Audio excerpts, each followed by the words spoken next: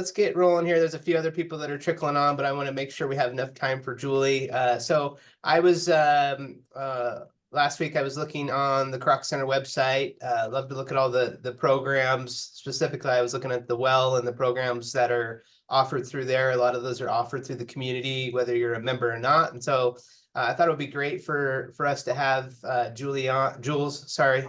There, I corrected it. Good. We'll have Jules talk about Kroc, maybe some of those programs or other programs that are available to the community. So Jules, I'll hand the mic to you.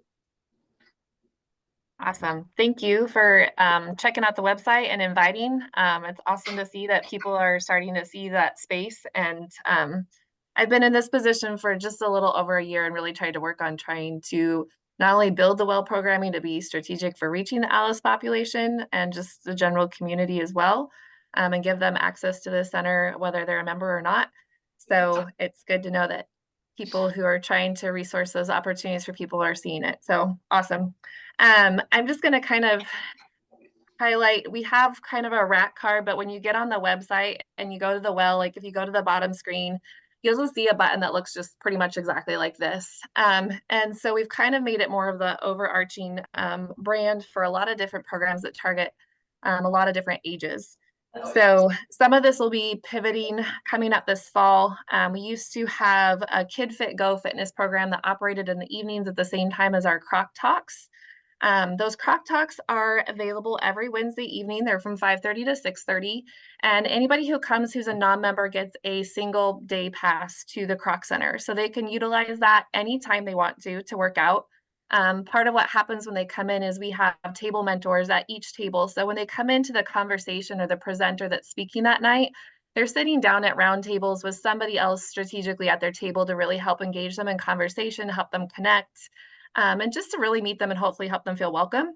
And then also as they continue to come, if they do, just build relationship and kind of figure out where they might want to plug into a space at the Kroc Center. Like what is it that they might want to do to take care of their physical wellness, their mental wellness, those sorts of things, because all of our speakers target around holistic wellness. So we invite in local professionals from the community.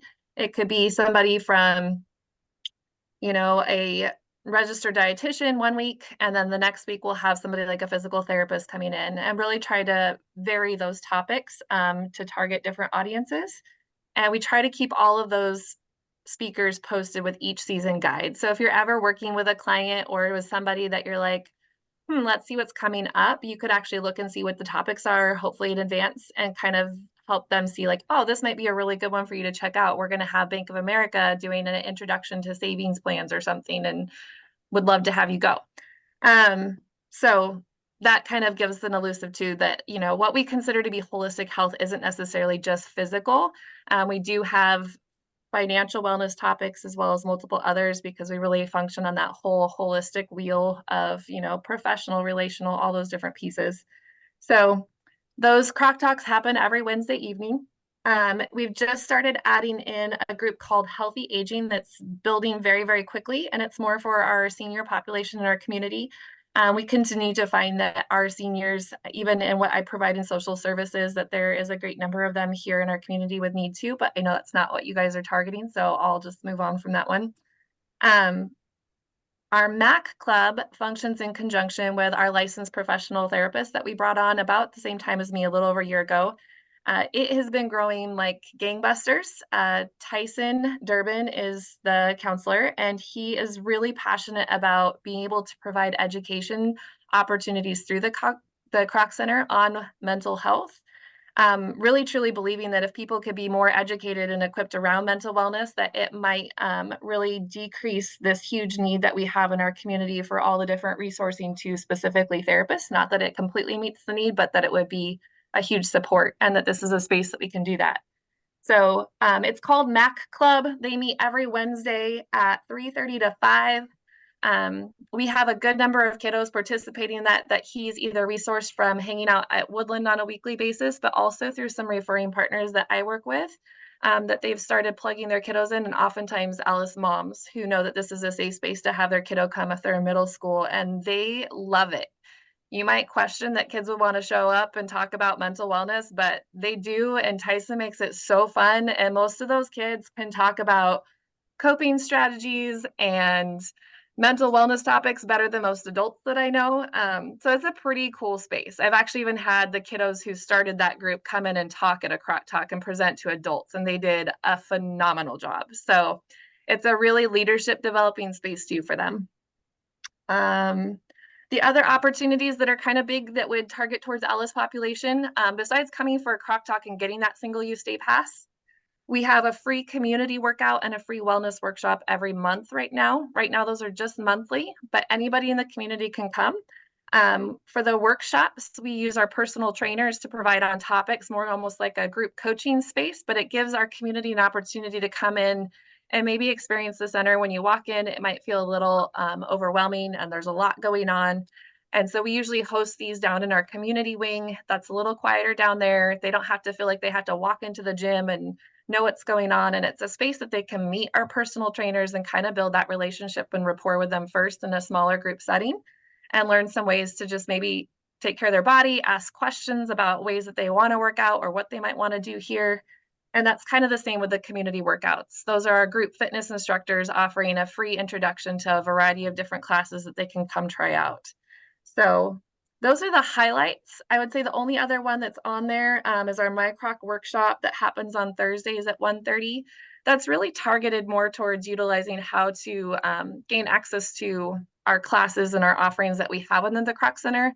But we're starting to work on expanding it so that especially like if we have Alice population people who are having technology questions, issues with things, getting devices set up, operating, that kind of thing. We have a couple of people who are not certified in anything necessarily as far as technology, but they're happy to ask questions. You know, we've got a lot of people who will come in and be like, hey, this Apple Watch isn't connecting right with my phone or whatever. And it's not really necessarily the idea of the space, but we are finding that there's a need for it and that more and more people are coming to access that MyCroc workshop space to ask questions about technology or how to do something on their computer. So it is in the process of expanding, and I think would be a safe space for people to come and utilize if they had those kinds of questions. So I think that that's the biggest like rundown as far as the well. And I know that's what you really specifically asked about.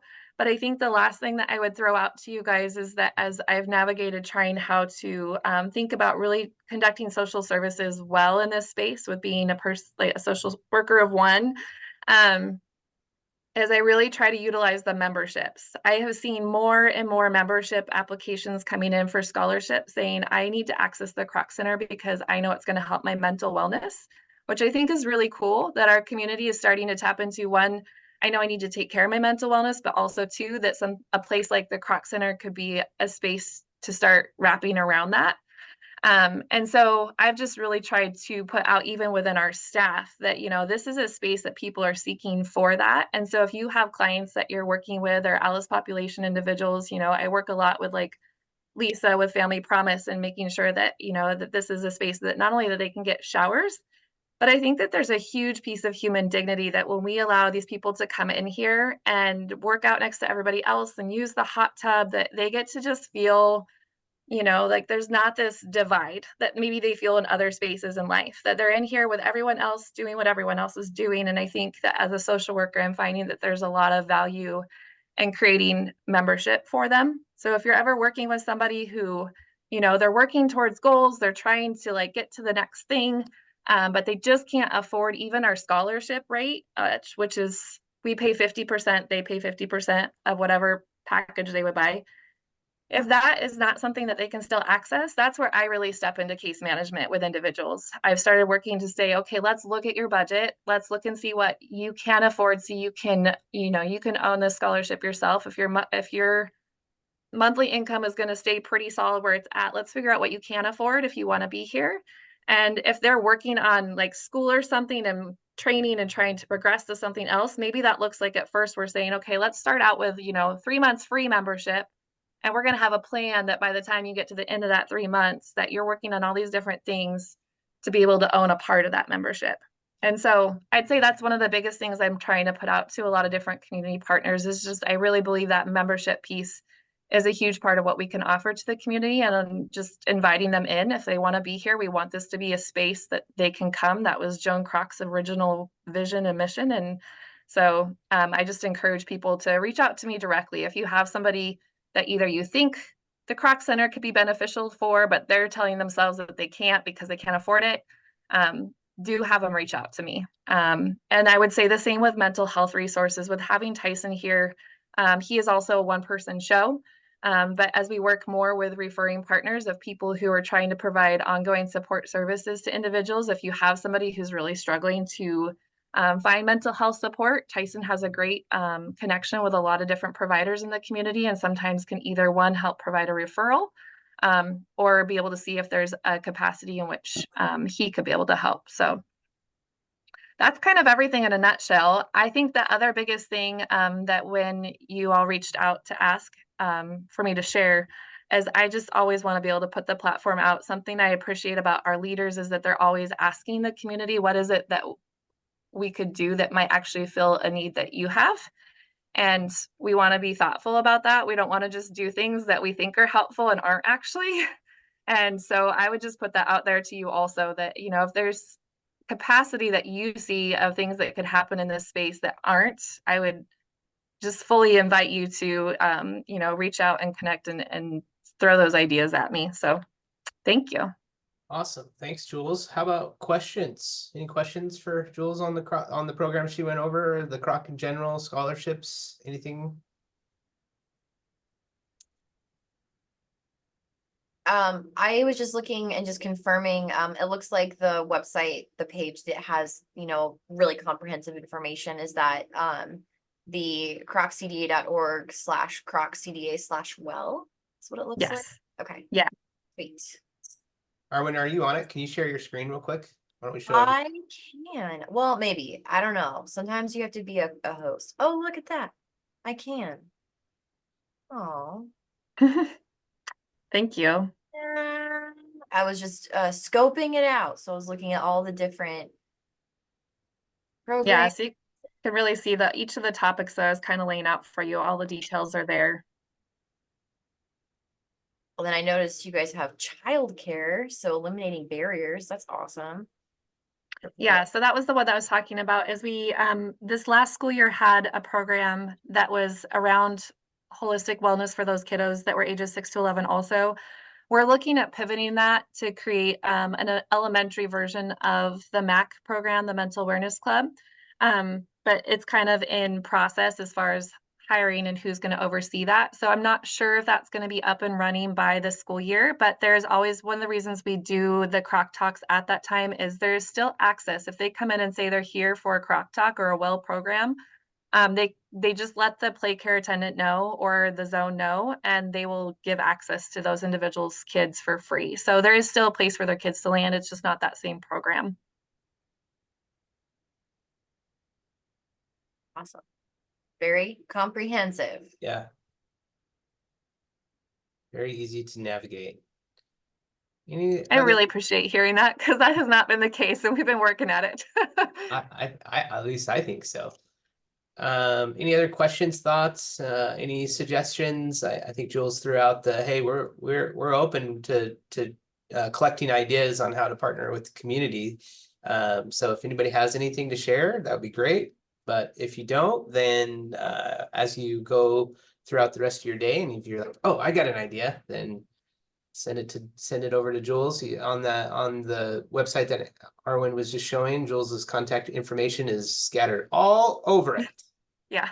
No excuses. Hey, Jules, I know you said something about, do you guys have like classes for children or teenagers who are dealing with mental health issues? Right. Because So I have participants who cannot afford to see, you know, a therapist because they're on Section 8, they have no money. My job is to help them get the resources, and if that's a resource that you have or you know how to direct it, please send it my way. yeah, so I would say MAC Club is a great educational space for that middle school age level. And if transportation is an issue, that's something that we're kind of trying to work through. But in addition to that, just because as we know, mental health providers in our area are inundated. So we've kind of just chosen our focus as a Kroc Center in most social services to really focus on families with youth. So, you know, if that's the the demographic that you're working with and trying to Mhm. find that mental health support for, I would say definitely reach out. I oftentimes will receive those just because Tyson is oftentimes with his case clients. And so if you have an inquiry about those, definitely send them my way. And I can see if one, he either has a referral for you, or if that's something that he has an opening for his caseload to be able to take on. And the cool part is if he can take it into his caseload, then oftentimes that gives them more access to even social services that I can provide if they need some more wraparound care, because I can either connect with other reframe partners or utilize some of our social services budget for them. And then also give them access to the center. So, if I know they're working in an ongoing basis with in mental health, and their mental health provider is like, hey, it would be really great for them to have a space to be able to participate in the Croc Center, even if it's not as a membership, but like as a class, I can do that too. So there's a lot of different options. And then I would say lastly too, sometimes there's opportunity if I hear from someone like yourself saying, hey, I'm working with this family, they're making progress. Sometimes we can use our voucher system to help support a part of the cost of their provider. It just requires the provider being willing to work with me for that voucher system. And that just is them saying, I'm willing to give you a W-9. So that funding is limited, but with part of our mental health focus, we are designating about a third of our social services budget to be able to help support that capacity. So I would say if you have a family with youth who you're trying to find mental health support for, it's worth a reach out between Tyson and I to see what we can come up with. Thank you. I appreciate it, because that's a struggle. with Yeah. Everything with them, and that's one of the blocks that are preventing her from succeeding. And she's having to deal with her child's mental health and not able to focus on, getting her goals completed. So. Absolutely. Any other questions for Jules? Awesome. Well, thank you so much, Jules, for bringing us up to speed. Welcome to our group. You're more than happy to hang out, but if you have to go, we understand, and you can go. But we're gonna switch gears and do our Awesome. virtual roundtable. Thank you. So thanks, Jules. So as a reminder for everybody, virtual roundtable, no particular order. It's your opportunity to have some mic time, share an update, share a win, share a challenge, ask a question to the group. This is a group of problem solvers, so love to see when we're able to solve problems live and in person or immediately after the call. Anyway, so who wants to kick it off? Can I ask a question? Because I know Spokane has a lot of refugee resources because it's that thing, but I've not run across one of my boss. I was asking my physician and my other people, my job work, if there is any refugee resources in our community, and I haven't come across any. I don't know if any of you have. David? There we go.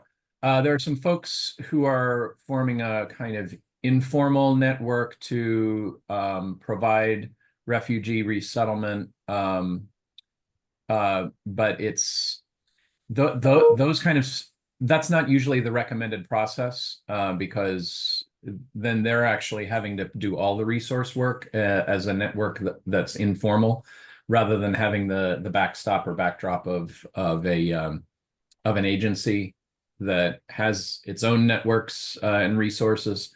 So there's interest.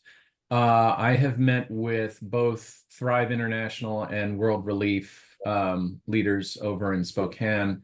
There is interest in helping open some possibilities in North Idaho, but their recommendation is take it slow. So if there are people who are interested in doing that kind of work together, I'd be happy to facilitate that conversation and see if we can build something that will be sturdy enough for having a couple of refugee families at a time. Awesome. Thanks, David. Arwen, you popped something in the chat. What'd you find?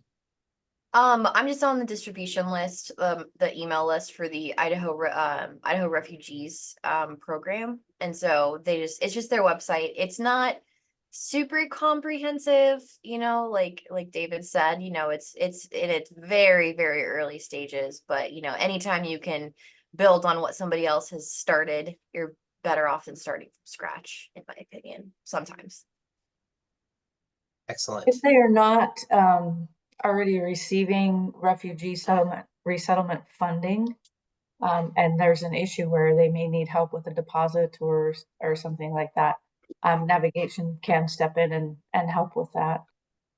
We have quite a few families in the southern part of the state that navigation works with. So again, if they're not already receiving that funding, then we may be able to help with the financial piece.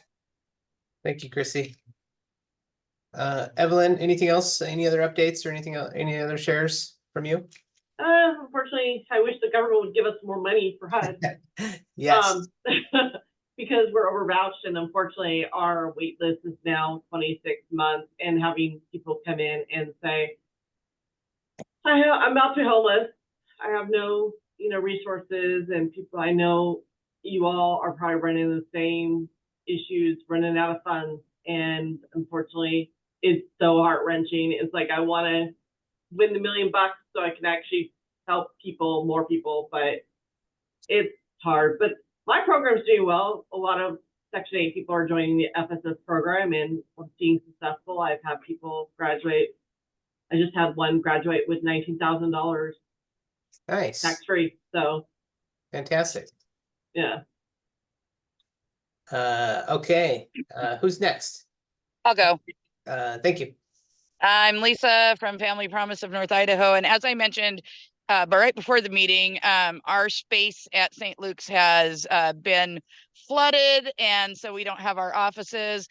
Father David has graciously offered us some space upstairs, but we're going to go closer to where the guests are staying right now. And we should have more information on where our remote space is going to be after today. But if anybody needs access to us, please call us. That's going to be the best bet at this time, is to call or email us. Also, I'm possibly going to be doing a training for stewards of children on Wednesday, the 19th. If anybody wants any information on that, they can contact me. I'll put my email address in the chat. I need 3 more people, or I'm going to have to cancel it, because I have to have at least 5 people in order to do it. And so what that is it's to help prevent child sexual abuse. So it's actually a really great thing. If you've never done the training, you should come check it out. It is free. And then our golf event is on the 21st, on Friday. We are still accepting players, and we also still have some space if anybody wants to be a sponsor. So I think that's it for us. Awesome. Thank you, Lisa. Lisa, have you connected with the crew over at CASA to see if they have anybody who's looking to attend those kind of classes? Because that's what sounds like right up their alley too. Yeah, I'm pretty sure that it went out to their it's went out through the whole network that St. Vincent has, plus all of mine. So I'm sure it went to them too, but I can double check because Taryn at iCare sent it out to a whole bunch of people for me. Okay. So, and then Aaron, I'm closing up registration on the 16th. And I know there was more to that question. Is there like a website URL or anything like that? Yeah, but I'm on a phone right now, so I don't have full access to that. I will send my email on there, and that way when I'm back to get my laptop open, I can respond to people with that URL. Yeah. If I could jump on just real quick, on the St. Vincent's Facebook page, we have the flyers for all of the upcoming parenting classes and the stewards trainings if people need information, and who to call and where to go to sign up for them as well. Thank you, Donna. Yep. Excellent. Who's next? I'll go. Thank you. This is Donna. So I got a slew of upcoming events. On July 28th, the Hayden Furniture Depot is doing an event called Hot Rods and Hot Dogs, and they're doing a cookout with music and all sorts of different things in the parking lot, which is right off of Apple Way there. And the proceeds from that are going to support St. Vincent. So come out and have a hot dog and play some spin the wheel games to win some prizes, and check out some cars. On October 24th, the Coeur d'Alene Tribe has reached out to Disability Action Center in St. Vincent's, and we're helping to promote their resource fair at the casino. And if anybody's interested in doing a table down there and reaching a new audience with the tribe came and toured the help center, and they're really into collaboration. So that would be a great event to make some new contacts and to try to help a demographic that really hasn't been that tied into the Kootenai County community and the resources in Region 1. And there is a bus now that's available from Plummer to the casino, and then they can get on the casino bus and come to Coeur d'Alene, so they can actually come and be in person if they're in need of help, the tribal members. The Housing Resource Fair that St. Vincent's and NAMI is putting on is September 6th, and that's going to be at McEwen. And we really need people it's a free tabling event, and we have live music, and we cook hot dogs, and we do haircuts, and we're doing thing. There's an organization, I don't have the name of it at my fingertips right now, but there's an organization that's doing a national study on the impact of poverty, the medical impact on people that are an Alice and below population, and they're doing a cheek swab. And if you do the cheek swab and take part in this study, they'll send you kind of like a 23andMe breakdown of your genetics, and that's a free thing that they're offering. So that's kind of like our that's one of the lures we have to come and be at this event. And this event, we've been doing it, this is our 3rd year, and it grows every year. So I'd really, if anybody's interested in doing a table, I can put my email in the chat, or maybe Arwen or someone can send it out to everybody, but just contact me and I'll make sure that we get you a spot reserved. On August 3rd, Silver Valley Panhandle Health is doing a Silver Valley Cares, and that's a resource fair for people in the Superfund cleanup site. And as I don't know if anybody's aware, but there is a huge homeless community down there where people are camping on this land that's contaminated. So they're doing a community outreach, and they're inviting people to do tabling at that as well. Then we have St. Vincent's Soup Pour is October 3rd. If anybody wants to come and make 5 gallons of soup and have a really fun 11 to 1 afternoon, and get bragging rights and getting a little, tacky sash to wear and a little really cheap trophy. We'd love to have people come and prepare soup for that. And then at First Pres Church, we do the Community Outreach Committee, which I chair, is doing a series of, we call them coffee house conversations, and they're open to the public as well as the congregation. And the purpose is to kind of like educate people on, some of the issues in our community that are maybe outside of their bubble and they don't know about. So on July 27th, Jeanette Laster is going to do one on human rights and the uptick of the incidents that we've all seen and heard about in the community. That's 11 to 1, and we're going to do like a light lunch and come and listen to Jeanette, and she does a fascinating presentation on what's going on and what you can do about it. Like, what do you do? What do you do if you see someone being harassed? Who do you call? And things like that, which a lot of people don't know about.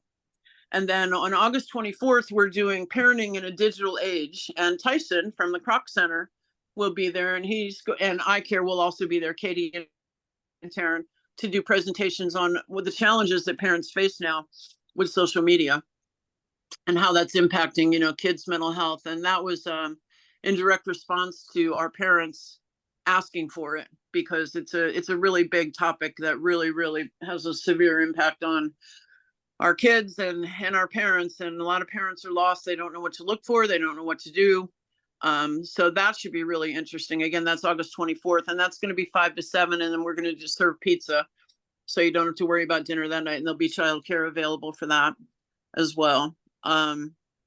And yeah, I think that's my list. I'm reading it off my report I have to give. So I think that's all of them. If anybody has anything, or if they'd like to table, or they'd like, save the date cards or anything, just email me and I'll make sure that you get that. And I'll put my email in the chat right now, Chris. Thank you, Donna. Aaron's wondering, is the information, will all the information you shared be on the website or somewhere where? It's not on the website because it really involves a lot of, other organizations and things. But as I said, I can send out like registration. There's Silver Valley Cares has a registration link, and that's in the form of like an email. And then I have flyers, and I have virtual postcards and things I can send to people about Okay. how to get involved. But really the best way is if somebody shoots me an email, I can get them registered for most of this stuff, or I can get them the information about how to register. Donna, you just sound bored out of your mind. My goodness. Yeah, I really need to get more involved. Gosh, thank you for the shares. That's awesome. Great. Just a ton of great events coming up. Thank you. Who wants to follow that? I'll be brave. I'll go next. Thank you.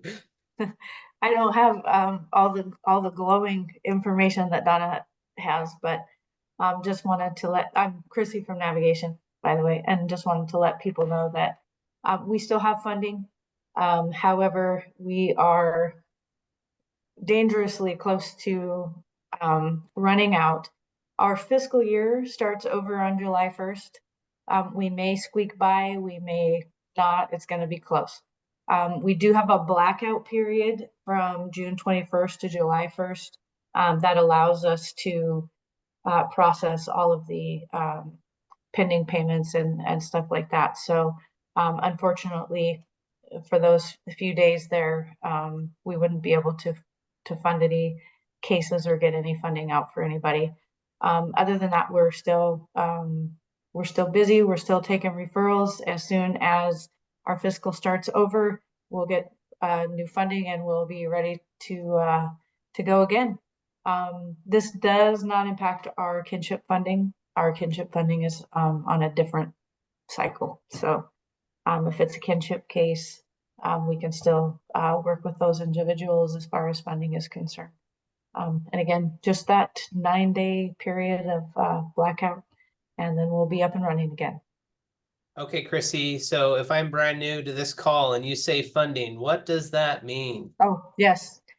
So we have emergency assistance funding, primarily used for rent, utilities. It's not limited to that. That's just what we use it mostly for. And then we also have career enhancement funding.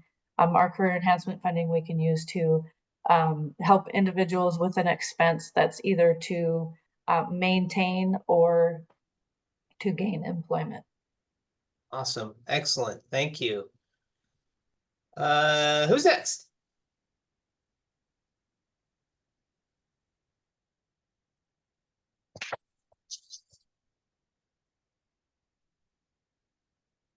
Anybody? Free mic time, people. Come on. I'll go. Thank you. This is Julie with Beacon Clinic. So we have a 501c3 Beacon Foundation, and I have started working on applying for grants to try and build our funding. Our goal is to be able to provide resources to patients, our cancer patients, and people in our community with housing, lodging, food, transportation, gas. We have a long list of things that we would like to be able to provide. And so if anybody has any recommendations, applying for grants is new for me. So I am learning as I go. And that is right now what I'm focusing on, is just trying to get our foundation going and getting grants so we can get that funding and start helping our patients a little bit more.